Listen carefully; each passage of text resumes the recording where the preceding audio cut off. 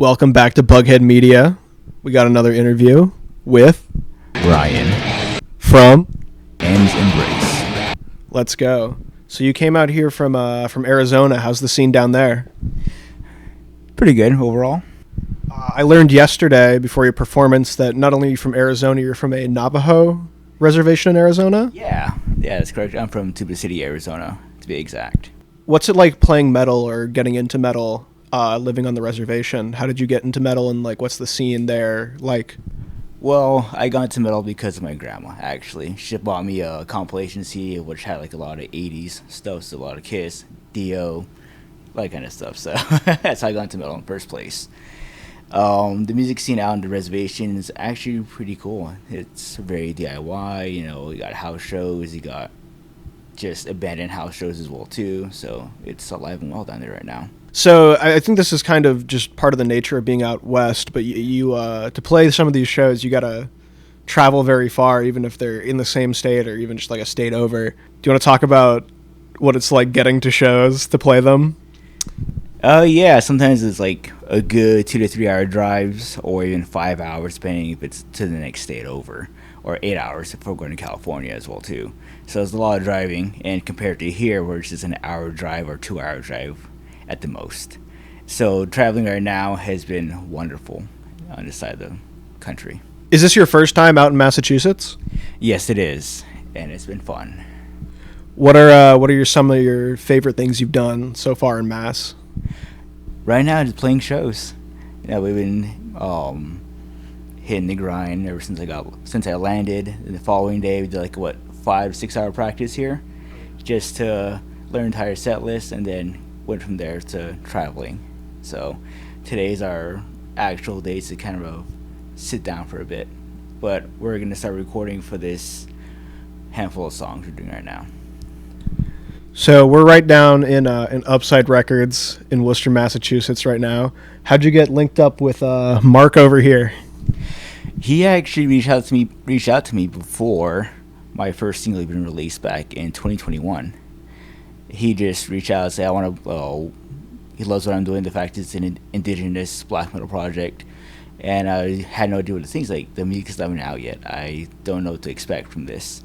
I don't know if people are actually going to check the song out, or even the EP out. It was just something I did during the COVID times. So, and after the first single was released, we started talking more after that. Do you have a specific instrument lineup in Arizona, or are you just playing with whoever can fill in? Right now, it's whoever can fill in. It's hard to get people locked down to make them a permanent fit. Even though I hate saying that, because I would want to bring everyone on board as long as possible. I do have a solid drummer at the moment, and a bassist as well too. So after I head back to Arizona in August, we'll start playing shows again. How was having Mark fill in on drums for you at that show last night? It was exciting. It was really exciting. We only had two actual days to practice, and it's just let's just go for it and see what happens, and it went really well. And having Sam from Scum on bass as well too was just the cherry on top of this entire experience. I heard you also played a show in Portland, Maine. How'd you like it up there? It was great. The kids went wild up there for our sound, and the fact they started a handful of circle pits here and there. It's just okay, I love this place right now. I love when a crowd can get into music and they're not afraid to do so. I want people to express themselves however they want to when they hear the music. What can people expect out of this little handful of songs that you're working on right now? All the songs will be based on my experience here in Mass. So, last night at Void Fest, there was just a lot of inspiration that I was drawn to, and I was like, holy shit, okay, I feel inspired again to create music. For a long time, I've been working on an album for over a year and a half, since that's where this last song, Ashes, came from. And I just haven't been feeling motivated to continue working on it, because, I just needed that spark that I had last night.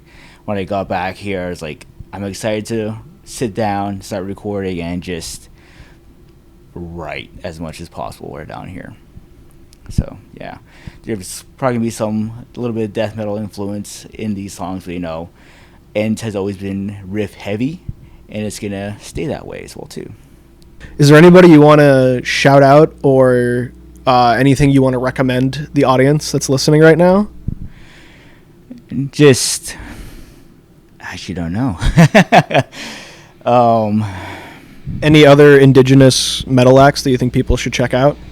Like I said before, Mutilate Tyrant, Homeland, Pan American Express, and those are just a handful right now that I can really recommend that are, just carrying that black metal torch. All right.